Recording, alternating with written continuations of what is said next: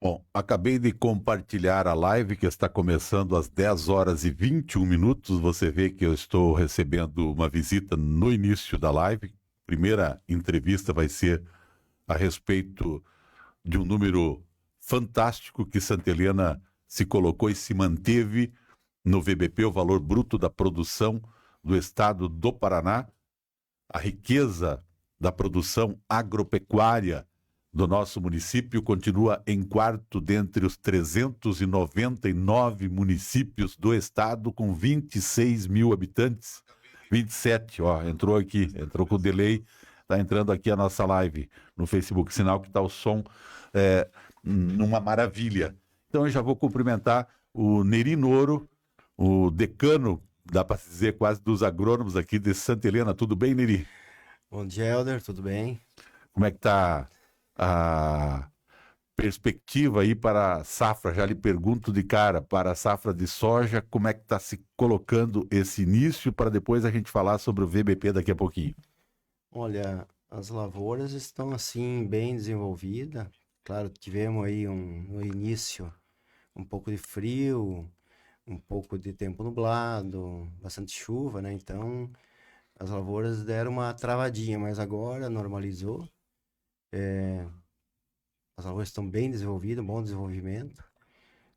Plantio praticamente todo ele efetuado dentro do mês de setembro, 90% dentro do mês de setembro.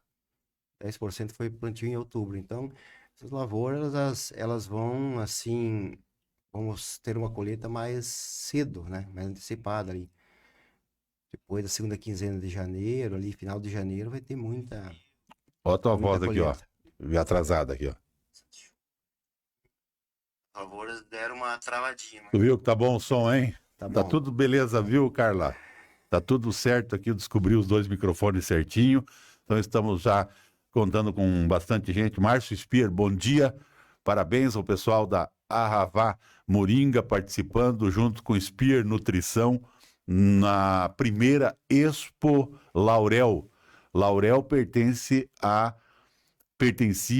a Troncal 4, que é Nueva Esperança. E há 3, 4 anos, mais ou menos, hace 3 ou 4 anos, que se emancipou e virou distrito. Lá vira distrito, né? Porque lá município é distrito. Então, Laurel, município emancipado de Nueva Esperança, realizando sua primeira Expo Laurel, com participação Spear Nutrição Animal, Vegetal e Humana. Aliás, Spear com parceria aí com psicóloga, com nutricionista, a Spear Nutrição, uma parceria muito grande também com os produtores rurais, né?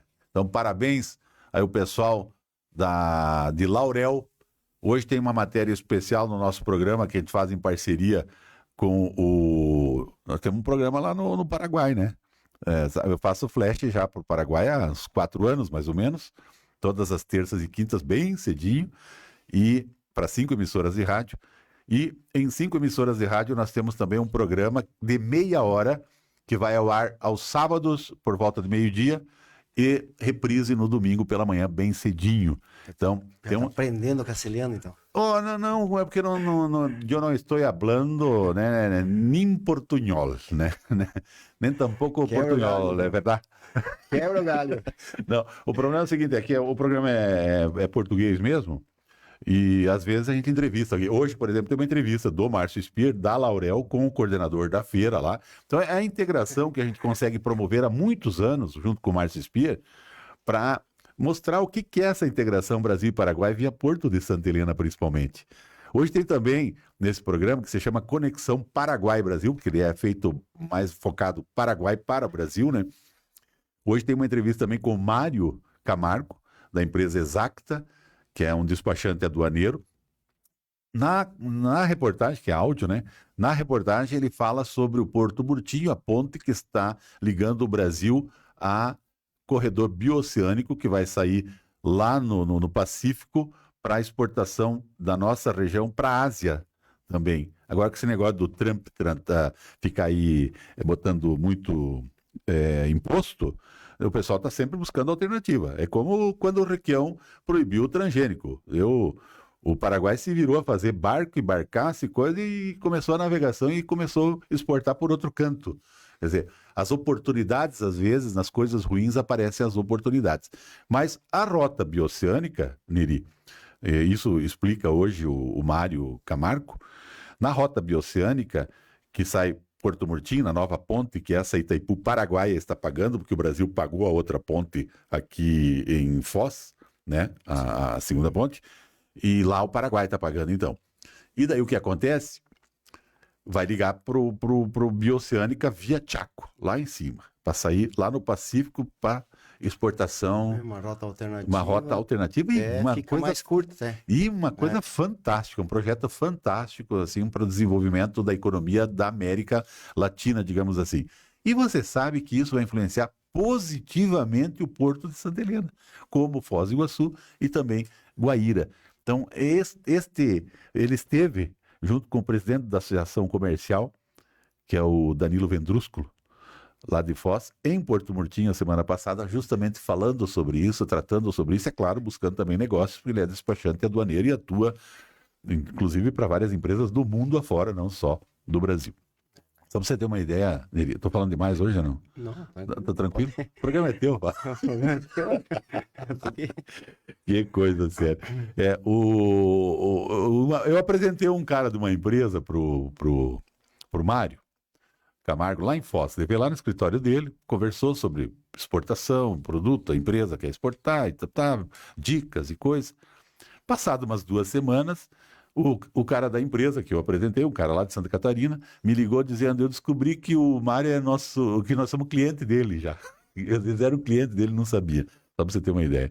Então, para tu ver como os negócios fluem aqui na nossa região. Então, corredor bioceânico. Só para complementar do Paraguai, parabéns, Márcio Spear, toda a galera aí de Arravá, Moringa, Spear Nutrição agro, vegetal, animal e humana. Aliás, o Spear participou da Expo aqui. Antes de falar com o Neri, eu quero mostrar essa fotografia aqui para vocês, que mostra, para mim, simboliza o que aconteceu em Rio Bonito do Iguaçu, ontem, às 19 horas, por volta de 19 horas. Um furacão com ventos passando de 200 km por hora arrasou completamente a cidade. Cerca de 80% dos imóveis do perímetro urbano e muitos da área rural de Rio Bonito do Iguaçu, 160 quilômetros de Cascavel, 300 e poucos quilômetros de Curitiba, se você quiser se localizar, mais perto de Guarapuava do que até de Cascavel, então fica naquele entremeio para você mais ou menos entender. Aí eu amo RIG, Rio Bonito, não, RBI, mas tá, eu amo R. O B e o I sumiu com o vendaval. Eu até pensei que estava por extenso ali, o Rio Bonito, alguma coisa assim. O Rio Bonito do Iguaçu é muito longo, né? Mas está ali só, eu amo, eu pesquisei, a placa é eu amo RBI, Rio Bonito do Iguaçu. E ficou destruída lá. Olha como é que era a cidade, né? Eu não tenho aqui comigo agora a imagem, mas você vai ver uma filmagem. Até agradeço o Eudrian por ter feito a montagem para mim ontem, está no Fonte Extra. Também aqui no Correio do Lago, a cobertura completa desta intempérie atroz que atingiu esse meio oeste do estado do Paraná, Rio Bonito do Iguaçu, essa bela cidade de Rio Bonito do Iguaçu. Vamos ver junto aqui o tornado, o que aconteceu, com uma compilação de vários vídeos que eu recebi ontem à noite, e o meu filho conseguiu juntar eles. Dá uma olhada só. Olha as casas, meu Deus do céu! Acabou com o Rio Bonito. Olha as casas, não sobrou nada em cima. Minhas armas do céu. Tudo, gente do céu, tudo no chão.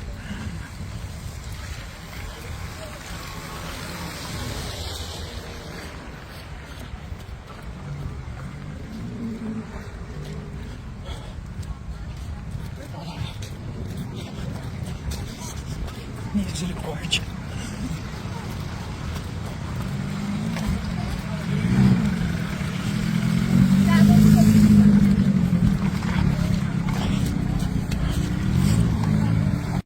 Olha, meu Deus do céu, tombou o carro aqui, ó. Tombou o caminhão com o vento.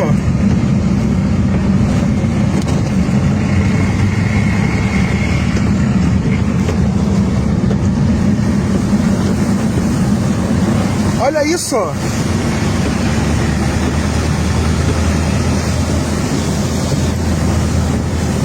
Olha as casas ali, ó, sem coberto, sem nada. Olha ali o predinho. Amor, acabou com tudo, Rio Bonito. Meu Deus do céu, olha o que sobrou da cooperativa, meu Deus do céu, olha. Olha, derrubou o poste. Olha isso.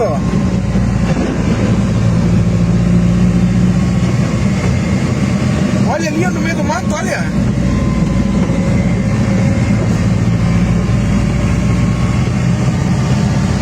Meu Deus, descobriu a cooperativa inteira. Olha isso.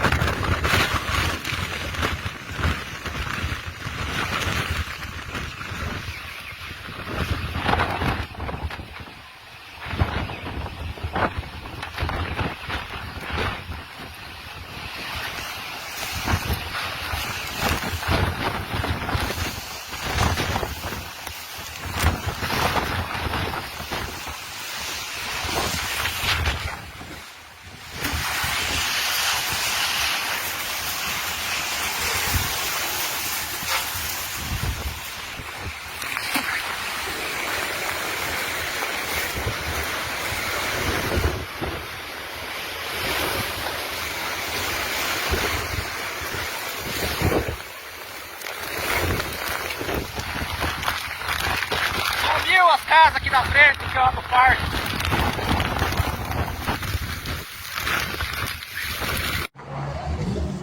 Isso aqui é horrível.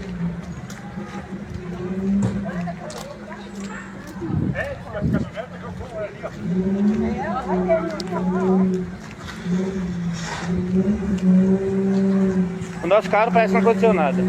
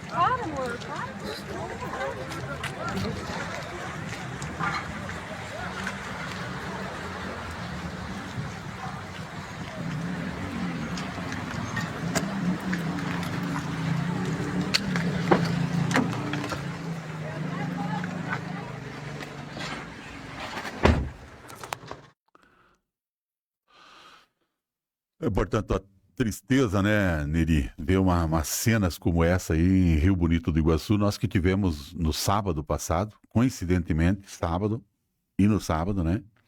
No sábado passado e sábado agora, né? O Iguaçu aí foi uma devastação, né? Infelizmente, acontece essas catástrofes climáticas aí que a gente não tem como se defender, né? E nós tivemos, sim, no dia 1º, né? 1º de novembro, no sábado passado, Porque também no final da tarde ali, passou um granizo, vento falar um forte. pouquinho mais fortinho aqui, né? Vento forte, né? Também tipo um tornado, mas claro, menor intensidade, né? Porque lá, se quem for para a linha Guarani, lá naquela região e ver na árvore, na reserva lá, árvore eucalipto grande, Eu tinha desligado o teu microfone, tava pegando um pouquinho aqui, agora tá normal. Pode repetir, Neri, por favor. Por isso que eu vi que tava fraco aqui o trem. Então, a gente tá Tava falando de Rio Bonito do Iguaçu, Rio né? Bonito, passou um tornado lá devastador, né? A cidade praticamente destruída lá, né? O pessoal realmente foi difícil. Lá foi E nós feio tivemos mesmo. aqui sábado passado. E aqui, nós né? tivemos também um granizo, bastante chuva e ventos fortes. Claro que não era um tornado, mas era parecido. Ali na região de Subsede, parte de São Clemente e Entre Rios, que também, onde que passou ali, devastou as lavouras, né? E também algumas moradias, galpões. Então, a gente fez um levantamento ali daquela área de lavouras atingida, 650 hectares, onde que passou A pedra. a pedra, e não foi só pedra, foi vento forte Vento. também, porque aquelas árvores retorcidas lá não foi só granizo, foi vento bastante forte. Então, 650 hectares mais ou menos ali de área que foi atingida, aquele fundão ali na linha Guarani, pegou toda aquela região ali, e mais ou menos ali uns mais de 200 hectares vai ser replantado. Então, a área atingida foi 650, mas nem todas as áreas vão ser replantadas. E teve um ato bastante solidário, né, dos agricultores. A gente mandou nos grupos, né, dos agricultores, quem tinha semente sobrando, né, que tinha sobrado da safra, para poder ajudar esse pessoal que perdeu, né?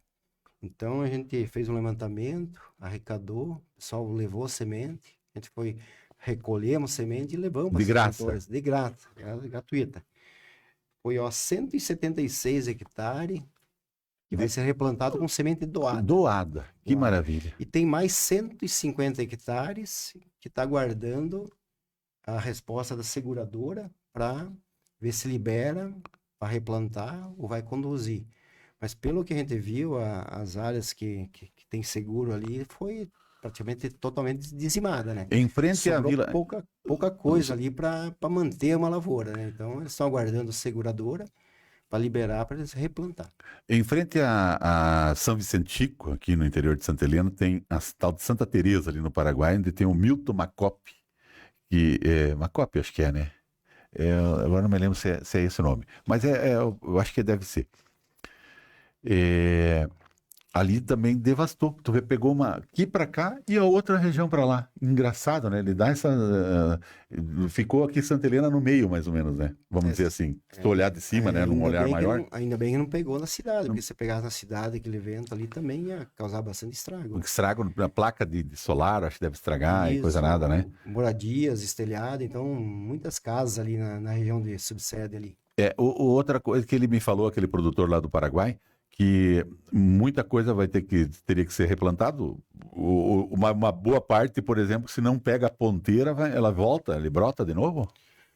Se não pega a ponteira, depende do estágio? Depende como que quebra, né? Se quebrar muito embaixo, daí soja ele vai rebrotar. Só que rebrota muito rente ao chão, aí fica mais difícil. Agora, aquela que não quebrou mais na ponta, essa aí ainda recupera. Ele fica muito baixinho para colher ou não? Ele vai dar bastante galho. E esse galho, ele pode, né, pode encher de vagem ali, pesar muito e tombar. Ficar no chão. E tem que colher com presto barba. Da outra chuva com vento, ele vai tombar. É. Então, é difícil mesmo. Um outro detalhe interessante em relação a tudo isso que aconteceu, saiu notícia quentinha, eu não sei se o pessoal divulgou já, mas saiu ontem, no final da tarde, no Diário Oficial do município de Santa Helena, o decreto, deixa eu olhar aqui, vou ter que ler, né, porque o decreto a gente tem que ler, não tem outro jeito. O decreto número 671, de 7 de novembro, de ontem, né? O prefeito Clademar João Marasquim, o Dinho, né, do município de Santa Helena, considerando que ocorreu às 16 horas e 10 minutos do dia 1º de novembro, foram registrados 138,2 milímetros de chuva e ventos atípicos de 32 km por hora, fonte na Cimepar, e agravantes de raio, chuva de granizo e alagamento da cidade de Santa Helena nos distritos de Subsede e São Clemente. O fato provocou danos parciais em diversos telhados pela chuva e granizo, alagamento em alguns pontos do distrito Subsede, interrupção de energia por algumas horas nas localidades da cidade de Santa Helena, né, e distrito de São Clemente, afetando as áreas descritas no formulário de informações de desastre FIDE, né, anexo ao presente decreto. Como consequência desse desastre, resultaram os danos e prejuízos constantes do descrito no formulário anexo ao decreto. Parecer do COMDETEC municipal, que é o Conselho Municipal da Defesa Civil, né, relatando a ocorrência desse desastre favorável à declaração de situação de emergência. Então, atenção, ficou decretado, né, em Santa Helena, situação de emergência nas áreas do município contidas no formulário de informações de desastre e demais documentos anexos no decreto, em virtude do classificado e codificado como tempestade local convectiva vendaval. Artigo 2º. Autoriza-se a mobilização de todos os órgãos municipais para atuarem sob a coordenação da Defesa Civil Municipal nas ações da resposta ao desastre, reabilitação do cenário e reconstrução. Artigo 3º.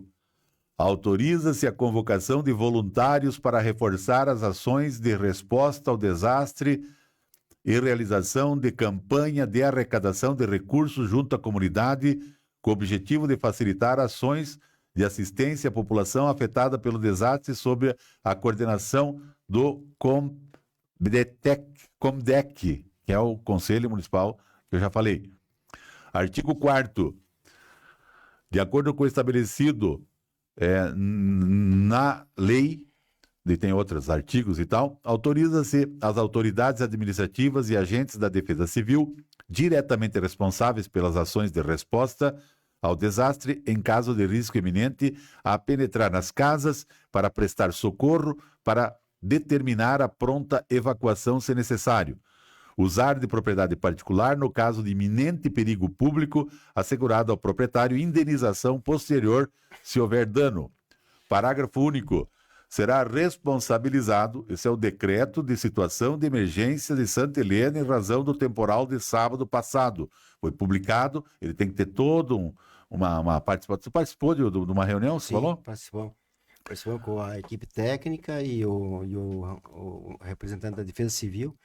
Isso na terça-feira a gente se reuniu. E daí depois vai somando o documento. Fazendo o aceite, levantamento, né, da parte agrícola, né? Então estava o secretário de Agricultura e mais o pessoal do IAPAR, da Imater, né? E atenção, parágrafo único. Será responsabilizado o agente de defesa civil ou autoridade administrativa que se omitir de suas obrigações relacionadas à segurança global da população. Artigo 5º. De acordo com o estabelecido na lei, autoriza-se o início de processo de desapropriação por utilidade pública de propriedades particulares comprovadamente localizadas em áreas de risco intensificado de desastre. Parágrafo 1º. No processo de desapropriação, deverão ser consideradas depreciação e desvalorização que ocorrem em propriedades localizadas em áreas inseguras. Parágrafo 2º. Sempre que possível, essas propriedades serão trocadas por outras situadas em áreas seguras e o processo de desmontagem e reconstrução das edificações em locais seguros será apoiado pela comunidade. Aí tem a conclusão e tal, né?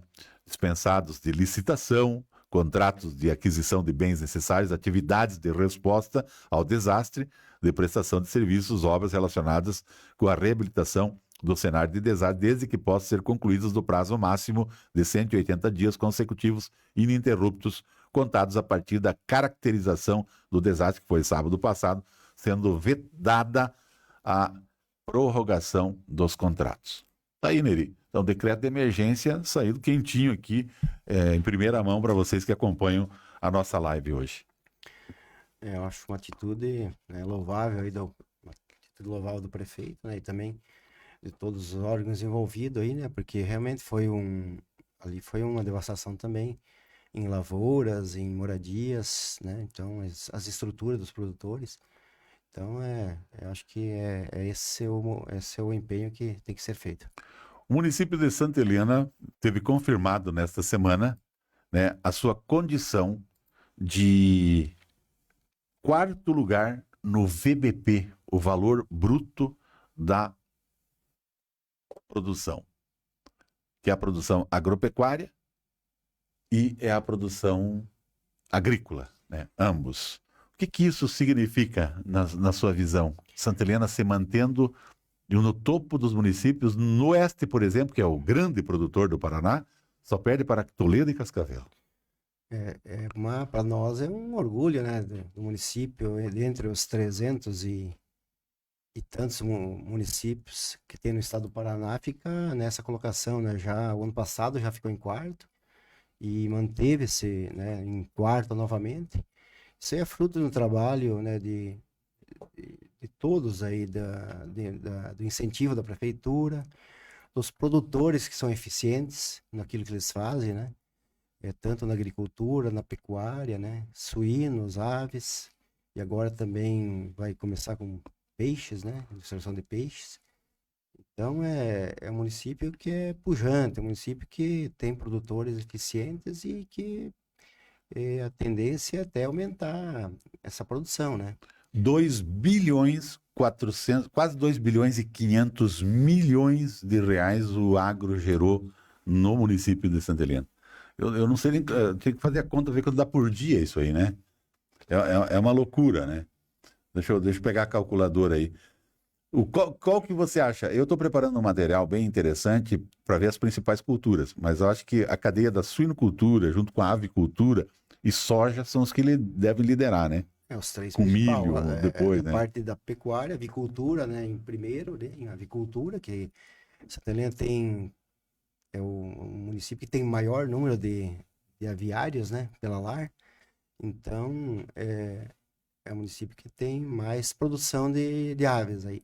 Depois, suínos e, claro, agricultura. Nós temos aí mais de quase 29 mil hectares de área cultivada, no verão, principalmente, é soja, né? A principal cultura é soja. Tem um pouco de milho grão não é muito, mas tem milho silagem que se mantém uma área fixa aí de 1.500, 2.000 hectares por ano, né?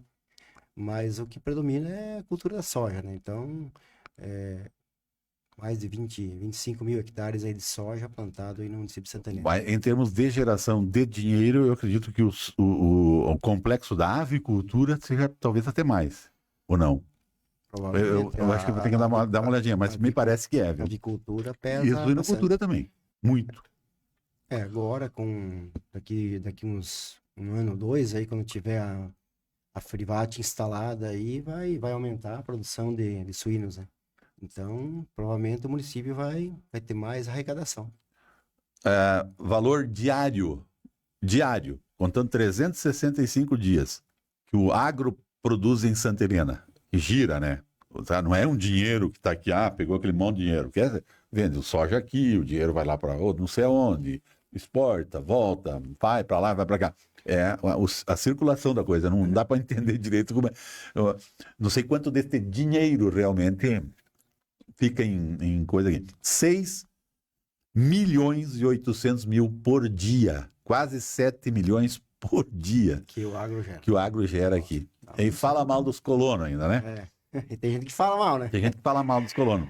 Tá lá na COP30, lá, falando mal dos que produzem. Aliás, uma vergonha essa COP30, né? Nenhum grande líder mundial, a não ser aquele chato do Macron e o rei lá que não serve para nada, lá, o rei lá da Inglaterra, que é o papel de rei, né? Rei é... não sei.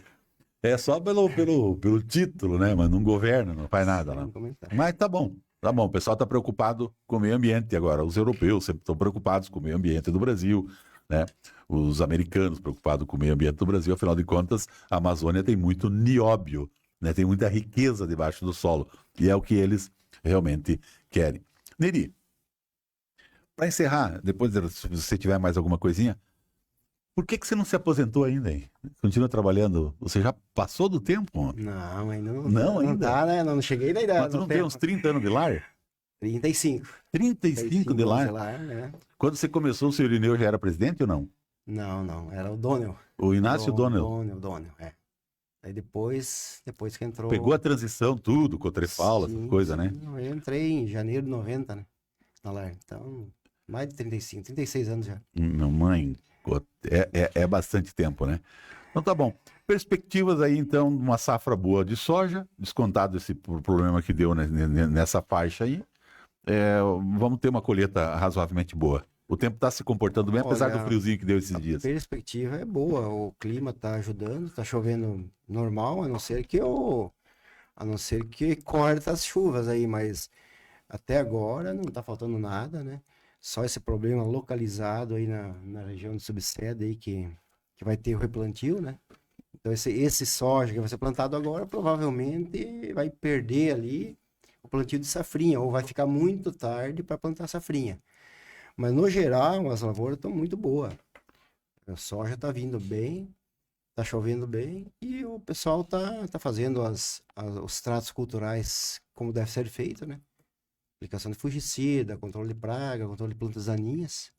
E claro que se o clima tá bom, muita chuva, tem que cuidar também com doença. Então não podemos Se descuidar. se descuidar de manter, né, a soja livre de doenças, né? Então fazer a proteção dessas lavouras aí com fungicida, né? E que a perspectiva é boa e a previsão é de boa colheita.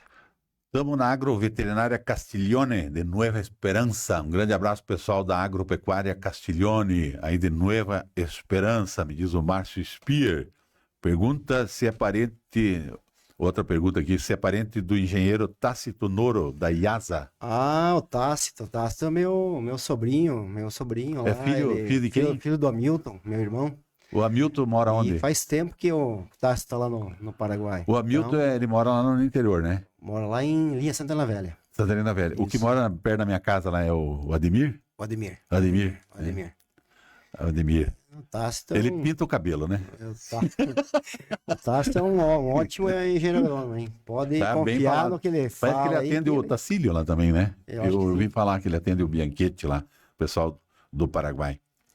É amigo particular também do Márcio Spear. Bom, não sei quem que não é amigo do Márcio Spear. Neri, muito obrigado pela entrevista. Obrigado aí, Helder, pela oportunidade. E a gente tá aí, a hora que precisar, a gente tá à disposição, hein? Tá certo. Para quem está ao vivo, 10 horas e 55 minutos, estamos no sábado, dia 8 de novembro de 2025. Nosso programa, quem digamos assim, faz com que esse programa aconteça, Neri. Restaurante Cavalli, almoçou lá já, né? Já. É bom, né? Bom. Essas cozinheiras têm uma mão para temperar comida, né? Comida caseira lá, boa. Caseira, boa demais. Parece que todo dia tem um gostinho diferente. Eu acho que eles se revezam hoje é você que tempera, hoje é você. Eu acho que até Já peguei marmita lá também, muito boa. É. Não, eu acho que até o Alex se mete a temperar a comida lá, porque para ser cada dia diferente, né? Farmácia Real, 41 anos de Santa Helena, hein? É uma história, hein? A semana aí fez um festão a semana passada. Barbearia do Juninho, agende pelo app Barber. Eu já consegui aprender, eu sou meio grosso nesse negócio de internet, mas eu consegui aprender a ir lá no app no aplicativo e marcar para cortar o cabelo. Aliás, fiz isso essa semana. Um grande abraço para o Juninho e também para o Sapinho, grande goleiro Sapinho. Oficina do Relógio 3268-4001. Um grande abraço para o Volmir Pedersetti, também para Márcia com Mercadão dos Óculos. Hotlife, uma nova concepção em mecânica, 98814-2488. Eu lembro a você, estamos no mês... Esse ar tá barulhento, hein? Vamos desligar ele um pouco. Eu lembro a você, estamos em novembro. Que dia é de novembro hoje? Dia 8, né? Eu falei. 8 de novembro. Você está pretendendo viajar em dezembro? Vai neste mês fazer uma revisão completa do seu carro. Não vá viajar sem revisão, que você vai se incomodar na estrada. Olha tudo lá, óleo, água, freio, para ver se está tudo ok. Tem os itens básicos de segurança. E o pessoal da Hotlife faz um check-up inteirinho, te dá uma garantia de segurança para você viajar tranquilo. Hotlife fica aí na José Biesdorf, quase na saída do Trevo Novo, que vai para a Polícia Rodoviária. Transilva Transportes, fazendo transportes nacionais e interestaduais e aqui locais também, se precisar. Tem lugar para guardar os seus móveis. Se você ganhou a conta da mulher e não tem onde botar as bugigangas, eles têm lugar até que você acha outra casa, né? Até que você acha outra casa, né? Tá bom? Então lá tem, só falar com o pessoal da Transilva Transporte, 999617570. KDM Internet, esse programa só é possível e nunca cai por causa da KDM Internet, que tem uma internet estável, pronto. E é daqui. Você não precisa conversar com números, não precisa conversar com gente estranha de fora. Você conversa com o pessoal daqui. Plano de Assistência Familiar Comfort Vida, anexo à Funerária Santa Helena, plantão 24 horas, 3268-2422. Grupo KR Solar, mais uma vez, obrigado. Que bom que eu coloquei energia solar. Estou economizando R$400 por mês. Estou guardando dinheiro para pagar a conta nos outros lugares agora. Quando eu acumular um pouquinho, eu vou sair pagando as minhas contas que eu devo na cidade. KR Solar e Recon Engenharia. Bom, Neri, agora eu vou fazer o seguinte, eu vou trazer uma matéria aqui. Se você quiser acompanhar, você acompanha, senão eu vou te liberar, eu sei que você tem outros compromissos. A japonesa disse que é você que faz o almoço hoje, não sei se é verdade ou não. Tu gosta de só no domingo? Não, ajuda sim. Ajuda? Que fase, né? Eu fui até o Porto Internacional de Santa Helena. Eu gostaria que você prestasse bastante atenção nessa matéria. E também o pessoal da Prefeitura de Santa Helena, prefeito Dinho, vice Fabrícia, vereadores, secretários, pessoal do Porto, né, tudo envolvido, quem gosta e vê que isso aqui é o futuro, é garantido através do Porto Internacional de Santa Helena, preste bastante atenção nessa entrevista. Querem o Porto, por exemplo, funcionando a pleno vapor? Está precisando bastante coisinha ainda. Tem projetos que foram feitos, mas precisa avançar. E não tem mais como esperar tanto, porque o movimento está muito grande. Esse ano vai bater todos os recordes de número de caminhões. Todos os recordes de número de caminhões. O ano passado, cruzaram pelo Porto de Santa Helena cerca de 27 mil caminhões, tanto na importação quanto na exportação. Daí você fala, mas o mesmo caminhão que foi, que voltou, não importa. Se o caminhão vem com importação e vai com exportação, são 2 caminhões que contam nesse processo. 27 mil o ano passado. Sabe quanto vai dar esse ano? 35 mil, se continuar do jeito que está. 35 mil caminhões. Milhões e milhões de dólares circulando pelo Porto Internacional no comércio exterior Brasil-Paraguai. Toneladas e toneladas. Empresas investindo na balsa, em balsas maiores como essa da navegação Porto Índio para 24 carretas, já ampliando uma outra para 18 carretas. Eu sei que a navegação Santa Helena também está se mexendo, pode ter novidade, deve ter novidade acerca de mais embarcações. Tem o Porto da Sanga Funda, que está funcionando a full, como se diz, e há a possibilidade de abrir, muito séria, de abrir o porto lá em Pato Bragado, em frente a Pato Bragado, que é o Porto de Marangatu, todos desembocando em Santa Helena, então nós precisamos agir rapidamente.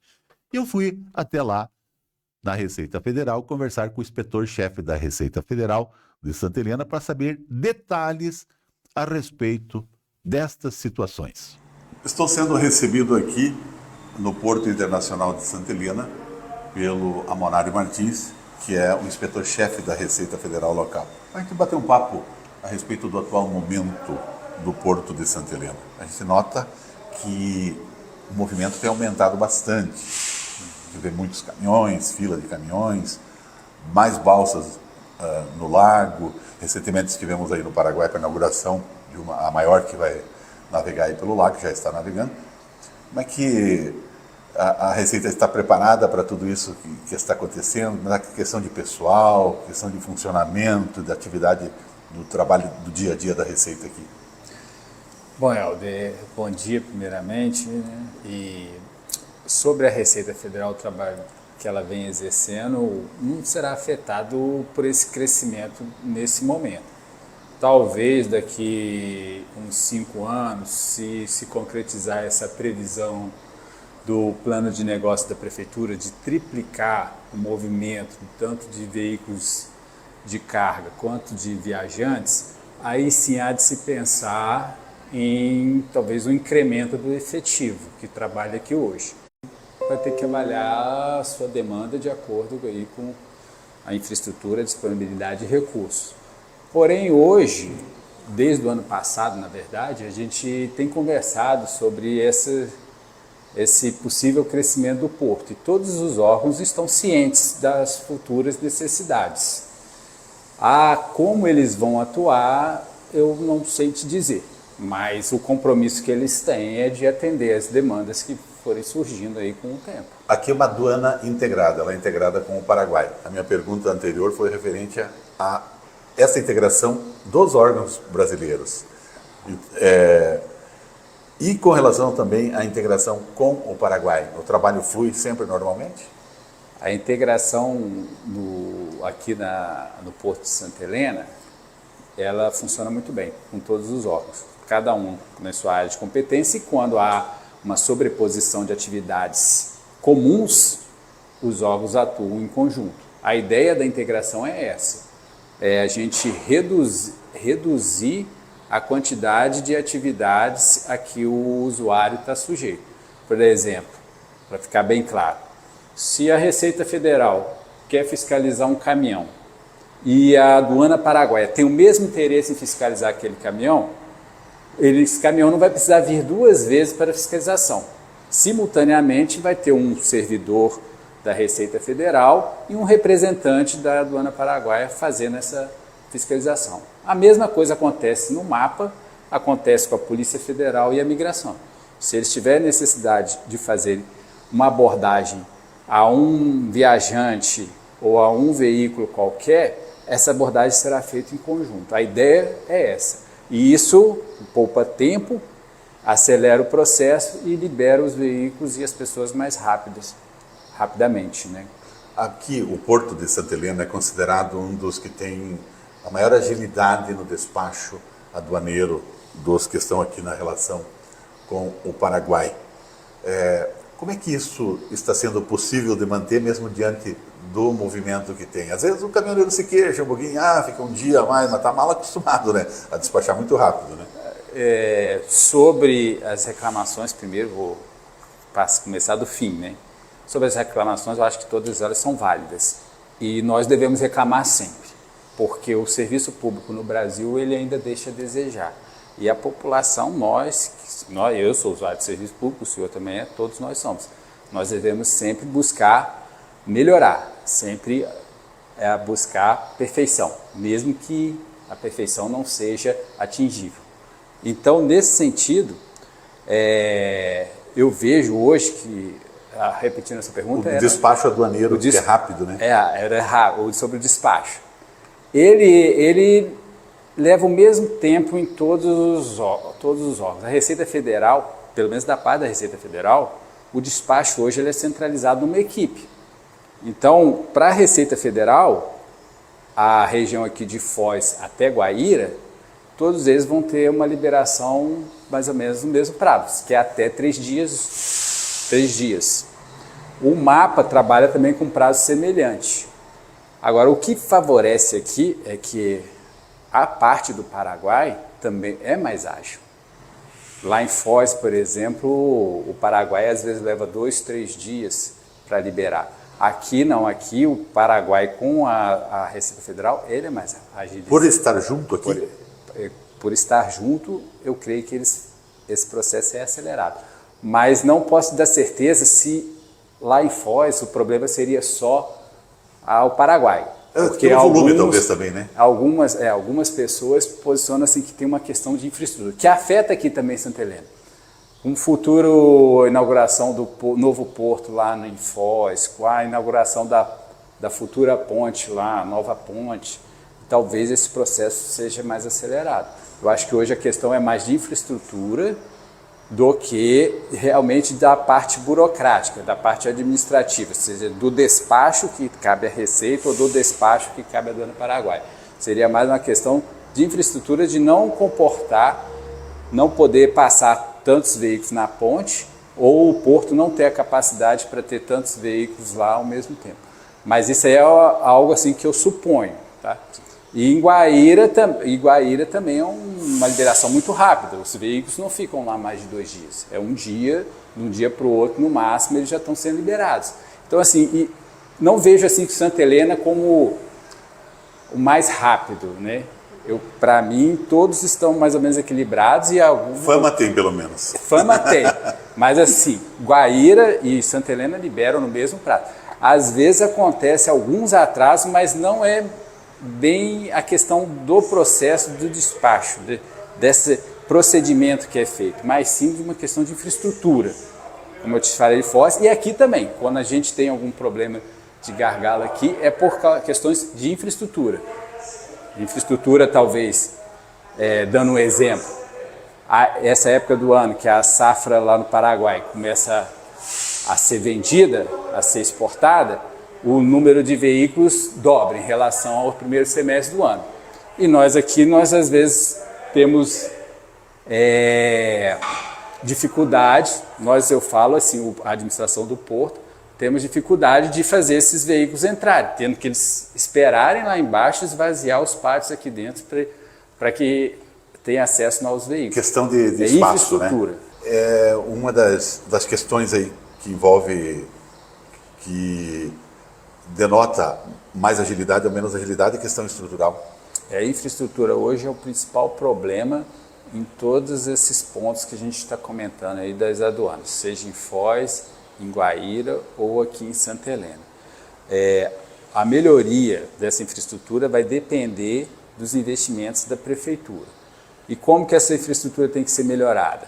É na informatização da informação, é na adoção de tecnologias, por exemplo, como a biometria, para facilitar a entrada e saída, controles automatizados, que hoje ainda isso é feito, depende de um ser humano digitar informações no computador. Essas informações já poderiam estar todas pré-processadas. Porque geralmente as mesmas pessoas que passam, os mesmos caminhões que passam, a partir de um cadastro, né? Isso aí, já poderia ter o cadastro completo dessas pessoas e elas, por um simples polegar, um reconhecimento facial, o acesso delas serem liberados e todo esse processo é automatizado, desde a entrada pela portaria do Paraguai, a portaria de entrada do Brasil, até medição nas balanças e liberação dos veículos. Todas elas poderiam ter uma automatização que aceleraria o processo e evitaria as filas, evitaria esses gargalos, evitaria as confusões que têm sido motivo de matérias aí na cidade. Amorário, eu cheguei aqui para a gente fazer essa entrevista e não tinha luz no porto. É comum faltar energia elétrica aqui? Eventualmente ocorre, mas não é comum. Eu diria que esse ano eu talvez tenha contado umas 2 ou 3 vezes. Então em termos de... a Copel, ela atende rapidamente aqui o porto. Né? E o porto tem um gerador que funciona em caso de esse que estava fazendo barulho no começo da entrevista. Exatamente. Tá certo. Mas ele é acionado poucas vezes. Eu já vi isso aqui umas 3 vezes, talvez, esse ano. Nós conversamos outro dia a respeito de que é uma gestão aí do Paraguai, do Brasil, das pessoas, principalmente aqueles que têm muitos familiares aqui, familiares lá, para abrir o porto no sábado. Volta a questão daí da estrutura da prefeitura para poder abrir. Se dependesse da receita, seria fácil abrir nos sábados a balsa? Nós esbarramos sempre em questões de infraestrutura. Esse assunto foi discutido ano passado com todos os órgãos que trabalham, que operam aqui no Porto, e todos os órgãos estão dispostos, se houver infraestrutura, a trabalhar aos sábados, e todos eles se prepararão para isso, se for necessário. Então, não existe um impedimento da Receita nem de nenhum outro órgão para se trabalhar aos sábados, ou quem sabe domingos, ou quem sabe 12 horas de segunda a domingo, de domingo a sábado. Não tem esse empecilho. A questão é ter uma infraestrutura.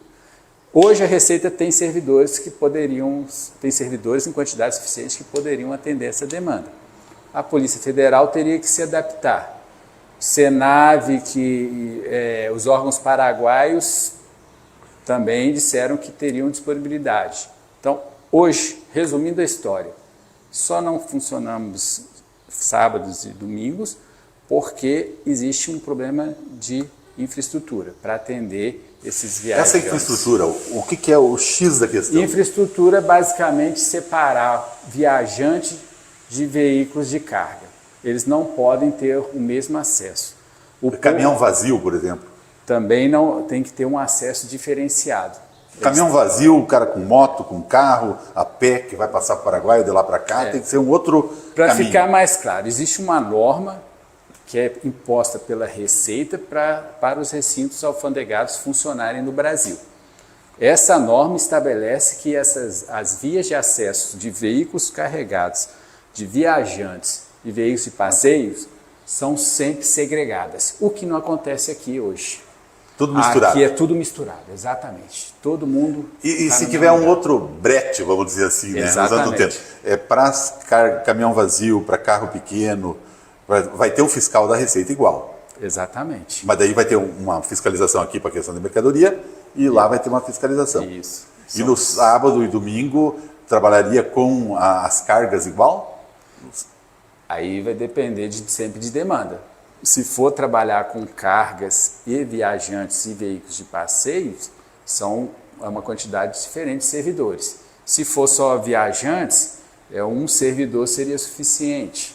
Se for viajante e veículo de passeio, aí a gente tem que ajustar de acordo com a demanda. Porque a rigor, o Mercosul, a nossa regra que estabelece aqui a existência das ACIs, né? Essas áreas de controle integradas, ela estabelece funcionamento de 7 às 19, de segunda a sexta. Essa é a regra do Mercosul. Mas nada impede que se possa funcionar fora dessa faixa especificada. E nesse caso, isso tem que ser interesse do permissionário. Que é o município. Que é o município.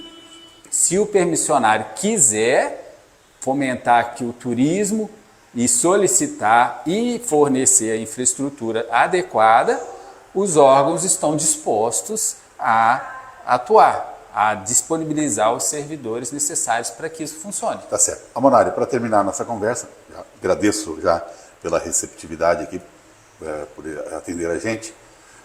Um dos pilares da Receita Federal é prevenir o ilícito, o contrabando, o descaminho.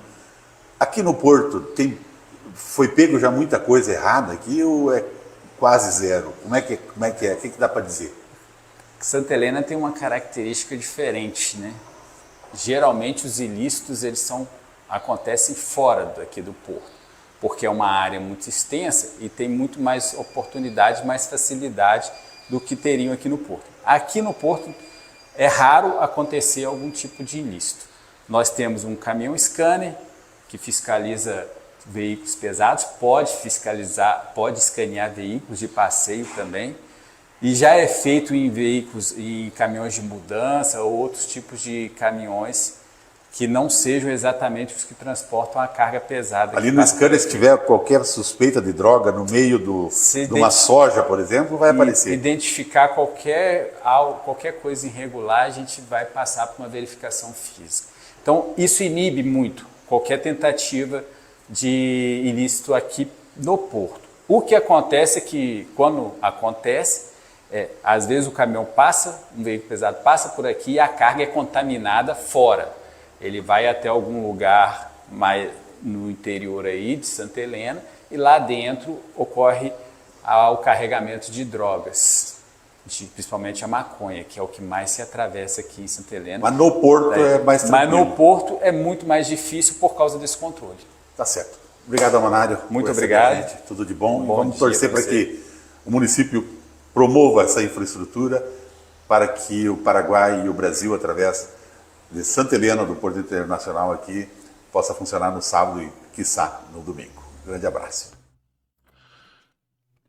É importante a entrevista com o Amonário, muito interessante, como eu falei no início, antes de largar a entrevista, que eu fiz, obviamente, gravada lá no Porto. Importante, então, atentar para isso, que o município agora tem que tomar a frente de forma rápida e ágil. E o prefeito Dinho tem muita boa vontade em relação ao Porto. Ele que visitou recentemente o Paraguai na inauguração da balsa da navegação Porto Índio e viu a realidade de perto, a movimentação, a vontade de todo mundo, os caminhoneiros querendo atravessar, querendo produzir cada vez mais, todo mundo querendo trabalhar. E nós precisamos organizar essa estrutura o quanto antes. Sei que já está sendo feito desde o tempo do usado, um estudo já que adiantou bastante as coisas. Agora vai ter a questão da região, né? Da nossa região aqui, dos acessos, trevos de acesso, não sei se perimetral, não sei se como é que é um anel viário. Tudo isso vai ter que ser pensado com muito carinho e com muita agilidade. O futuro é hoje. Nós temos que ser ligeiros, né? Voltando a falar sobre o temporal, veja o que o governador do Paraná falou logo que ficou sabendo de tudo que aconteceu, quando já determinava grande quantidade de equipes, de deslocamento de pessoas, questão de segurança, ambulância, helicóptero, avião e tudo. Vamos ouvir o que falou o Ratinho, governador do Paraná, em meio ao maior desastre natural dos últimos tempos no nosso estado, que atingiu em cheio a cidade de Rio Bonito, do Iguaçu e também Candói e outros municípios, como Guarapuava, onde inclusive uma pessoa morreu. De novembro, e hoje, lamentavelmente, a gente teve um tornado que já foi confirmado pelo CIMEPAR, um tornado de nível 3, com ventos que passam de 250 por hora, e que, lamentavelmente, muitas cidades da região centro-oeste do Paraná foram afetadas, em especial Rio Bonito do Iguaçu e a cidade de Candói. Foram as duas principais cidades afetadas, mas outras cidades como Guarapuava e cidades do entorno que acabaram também sendo atingidas por esse tornado, com muita chuva forte, né, além dos ventos, como foi falado. E aqui está a força-tarefa coordenando todas as equipes regionais, Defesa Civil e Corpo de Bombeiros e Polícia Militar, para dar todo o apoio nesse momento, que é a primeira atenção a resgate de vítimas, né, e automaticamente o atendimento à saúde dessas pessoas e encaminhamento para os hospitais da região. Laranjeiras do Sul, Cascavel, Guarapuava, para atender de uma forma emergencial as pessoas que por algum motivo sofreram um acidente, teve desmoronamento muitas vezes de telhado, e infelizmente tivemos óbitos que ainda está sendo avaliado pela Defesa Civil e Corpo de Bombeiros. Nós temos toda uma equipe que já está deslocando para lá, que vai chegar provavelmente lá por 4 horas da manhã, toda uma estrutura, além daquelas que já estão por lá. E amanhã, às 6 horas da manhã, nós temos aí toda a equipe aérea do Estado do Paraná, da Casa Militar, Corpo de Bombeiros, Polícia Civil, Polícia Militar, tanto de helicópteros e aeronaves, já estão se deslocando para Guarapuava e depois para o entorno para fazer os atendimentos e também fazer toda a varredura necessária, inclusive com policiamento reforçado para que não tenha nenhum tipo de saque na região. Rio Bonito do Iguaçu, município aí do Paraná, centro-oeste, com uma população aproximada de 15 mil habitantes, essa bonita cidade que acabou sendo destruída 80%, Cidade com forte ligação com a agricultura, principalmente na produção de soja, milho, na pecuária, que são base na economia local. Município reconhecido pela sua beleza, de suas áreas naturais, rios, matas preservadas, relevo acidentado, que oferece boas opções para o ecoturismo e atividades ao ar livre. Qualidade de vida que é valorizada lá pela comunidade. A questão do meio ambiente é levado muito a sério lá em Rio Bonito. E, infelizmente, foi a natureza que acabou se revoltando e caiu por terra 80% das construções, das habitações desta bela cidade, que contava com uma infraestrutura básica adequada, escola, serviço, saúde, muitos eventos culturais que reforçam a tradição e a cultura regional. Então, um município que une, aliás, desenvolvimento rural com a preservação ambiental, ideal para quem busca contato com a natureza e uma vida um pouco mais calma. Então, agora é hora de todas as pessoas da nossa região oeste do Paraná, pessoal do Paraguai, de dar uma força para Rio Bonito. Que dentro desse processo de reconstrução desta cidade atingida, inclusive com mortos, até antes de eu entrar na live, eram confirmados 4 pessoas mortas, tinha gente ferida grave, eu não consegui olhar todas as notícias agora, atualização das informações durante a live. Uma pessoa morreu em Guarapuava, umas 7, 8, talvez mais pessoas feridas gravemente. O número de baixas, infelizmente, pode sim aumentar. Então é hora de todo mundo se unir e ajudar da forma que for convocado para ajudar Rio Bonito do Iguaçu. E principalmente ajudar com a visita a Rio Bonito do Iguaçu e conhecer as belezas naturais de Rio Bonito do Iguaçu.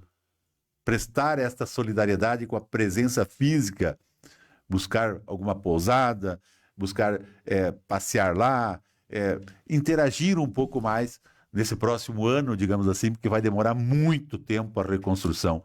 Agora tenho certeza que o governo do estado, como falou o Ratinho, vai ajudar a reconstruir de uma forma rápida. Os municípios da região vão ajudar, a União, através do governo federal, deve ajudar. Então, todas as forças para Rio Bonito do Iguaçu, que foi arrasada. Aliás, quem ficou arrasado durante essa semana foi a dona Fidelina, uma moradora de Porto Índio do Paraguai, Fidelina Garcetti, que morava numa casinha junto com 8, ela e mais 8 pessoas na mesma casa de menos de 60 metros quadrados. E essa casa foi totalmente destruída por um incêndio na quinta-feira de noite.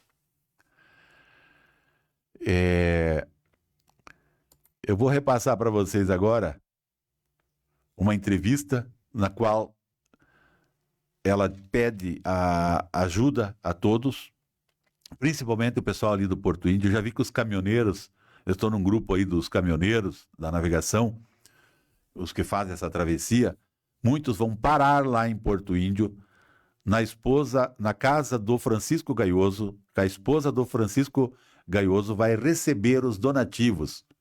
A mulher perdeu tudo, queimou tudo. E ela estava, coincidentemente, numa filha aqui em Santa Helena, que trabalha, o marido dela trabalha para o Nene Lindermayer, ali na Cobre Bem, no negócio dos concretos, das pontes ali perto do Banana, né? Então ela estava ali.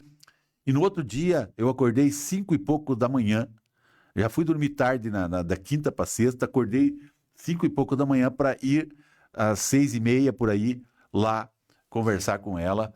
Às 6 e pouco nós conversamos, depois até dei uma carona pro pessoal lá no Porto.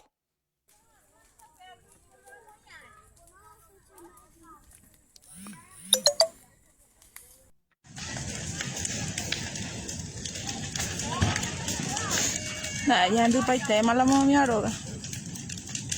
Ya o pamarro. Estamos aqui com a dona Fidelina Garcetti. Sim. Na noite desta sexta-feira aconteceu um incêndio na sua casa. Sim. A senhora estava aqui no Brasil? Sí, estoy aquí. Estava visitando a sua Estoy hija, visitando a mi hija. que mora aqui perto da região do Cristo, né? Sí. O que contaram lá do incêndio lá no Paraguai? Y mi hija me contó que quemó todo mi casa, mi cosa, todo. Porque as coisas de dentro de casa Sí, foi todo, tudo todo quemó. Ni una cosa no quedó. ali no Porto Todo Índio, quemado. né? Sí, ahí, Puerto Indio. Cerca de 3 quilômetros do Do rio, porto, do sim. porto. Sí, Vocês moram há muito tempo lá? sí, ya hace 35 años. ya. 35 anos. Sí, A senhora me contou antes que o seu esposo está doente. sí, está grande. Ele não tem condições muito de trabalhar. No, E agora, como é que a senhora pensa em reconstruir isso aí? y quiero ayuda, si alguno tiene buen corazón para ayudarme. Que no tengo nada. Vamos ver que se também tem a senhora tem bastante as filhas, Sim. o pessoal aqui, todo mundo vai se reunir Sim. e a comunidade precisa ajudar também. Sí, así es.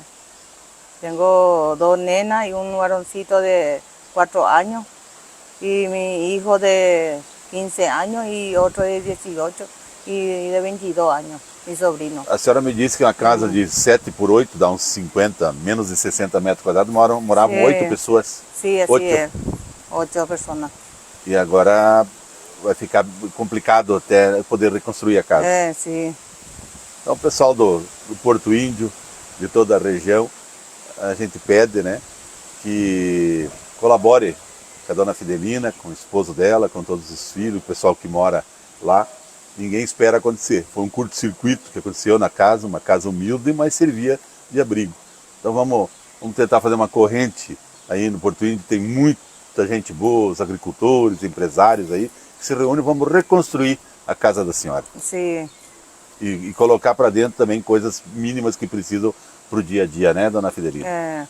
Então tá bom, Deus abençoe. Graças a Deus que ninguém se machucou, né? No, ninguém. Tá bom. Ninguém machucou. Graças.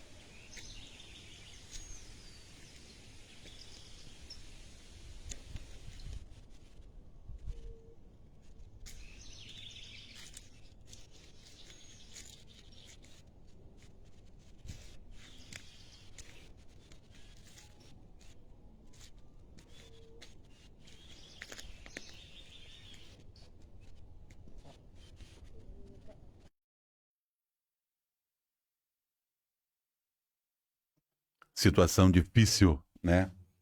Não é fácil, né? Um incêndio. Então o pessoal com certeza vai ajudar bastante. Quero mandar um abraço pro Roberto Rolon, primo do periodista César Rolon de San Alberto News. O Roberto Rolon, que está aparecendo aí, é presidente da Junta Municipal de Mingapura, ou seja, da Câmara de Vereadores. É concejal, é vereador. Roberto Rolon, primo do César Rolon, aliás, do São Alberto News. Um alô especial então para você, tudo de bom, parabéns pelo trabalho aí, força a todo mundo, obrigado Spear por nos manter sempre bastante informado a respeito de tudo que acontece aí do outro lado do Lago Internacional de Itaipu. Indo para os finalmente do nosso programa, que está bem compridinho hoje, né? Já estamos passando de 1 hora ao vivo aqui. As manchetes do Correio do Lago. Escola de Subsede realiza a 10ª Feira do Pequeno Empreendedor. Trabalhador morre em acidente em empresa de mineração em Mercedes. Discussão entre vizinhas termina em confusão e agressões em Marechal Cândido Rondon. Mulher desobedece ordem policial durante abordagem e acaba conduzida em Toledo. Adolescente ameaça mãe com espeto e garfo em Toledo e é apreendido, pela polícia militar. As principais manchetes do Correio do Lago. Tem as manchetes do Fonte Extra.